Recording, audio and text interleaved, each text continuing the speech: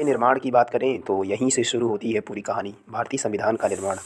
देखिए, अभी आने वाला समय 26 नवंबर है, जिसे हम संविधान दिवस के रूप में भी मनाते हैं। तो चलिए भारतीय संविधान के बारे में थोड़ी चर्चा कर लेते हैं।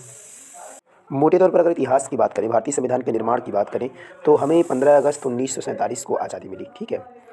अब इसके 14 दिन बाद 29 अगस्त 1947 के दिन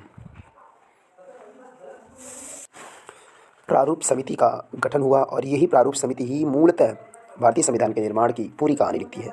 तो हमें डेट याद रखना है, 29 अगस्त 1947। जी हाँ, आज़ादी के 14 दिन बाद। चलिए अब उसके पूर्व की बात कर लेते हैं। पूर्व की बात कहने का मतलब हुआ कि जो ये 29 अगस्त का दिन हुआ, उसके पहले चलते हैं। इस तरीके से हम लेके चलते हैं पूरी कहानी को। वैसे तो असली कहानी शुरू होती है एटली। एटली कौन था?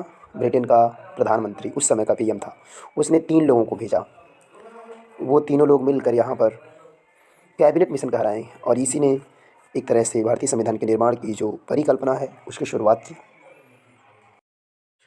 24 मार्च 1946 के दिन कैबिनेट मिशन आता है, और इससे ये महसूस होता है कि भारत में शासन प्रणाली को चलाने के लिए एक नीतिबद्ध नियम, कानून और शक्तियाँ और अधिकार हमें मिलने चाहिए।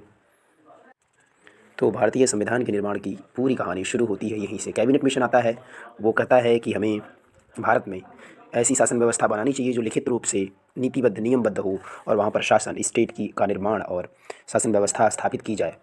फिर उसके बाद आप चलिए देखते हैं हम, होता है संविधान सभा का गठन। संविधान सभा का गठन का निर्णय आता है। इसके पहले हम बता दें कि जो हमारे देश के एक बहुत ही विद्वान बाल गंगाधर तिलक, जी हाँ, बाल गंगाधर तिलक ने 1895 में ही कह दिया था कि हमारे देश में एक संविधान सभा बननी चाहिए, एक संविधान बननी चाहिए। और उसको नेहरू जी ने 1938 में संस्तुति देने का कार्य किया, और इसीलिए कहा जाता है भारत के निर्माणकर्ताओं में बाल गंगाधर तिलक और नेहरू जी का बहुत बड़ा योगदान रहता है। इसके अतिरिक्त हम देखेंगे तो ये तो थी कहानी पूरी कि सबसे पहले संविधान सभा के गठन की बात बाल गंगाधर तिलक ने कर दी थी। नेहरू जी ने 1938 में इसकी मंजूरी, संस्तुति दी।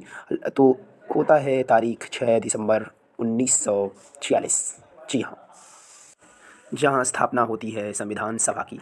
6 दिसंबर 1946 की दिन संविधान सभा की स्थापना। 9 दिसंबर के दिन पहली बैठक होती है, पहली मीटिंग होती है।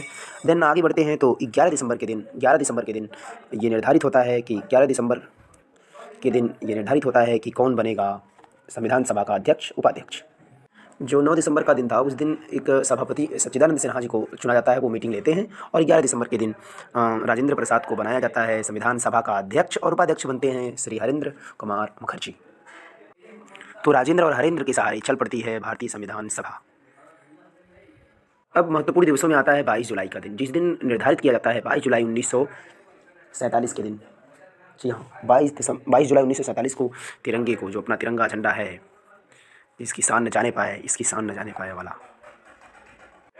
जो अपना तिरंगा झंडा है केसरिया हरा, ठीक है, ये बीच में तीर वाली, मतलब चक्रवादी, सॉरी, उस समय चरखे हुए करते थे। तो 22 जुलाई 1947 को तिरंगे को स्वीकृति मिलती है।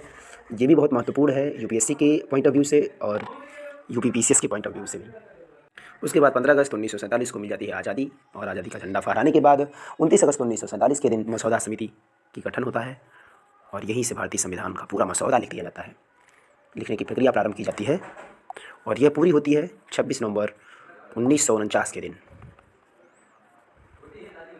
26 नवंबर 1949 का वो दिन, जिस दिन होती है संविधान सभा को अंगीकृत कर लिया जाता है, भारतीय संविधान को अंगीकृत कर लिया जाता है, और यहीं से शुरू होती है अपने संविधान के कार्यों का पूरा इतिहास।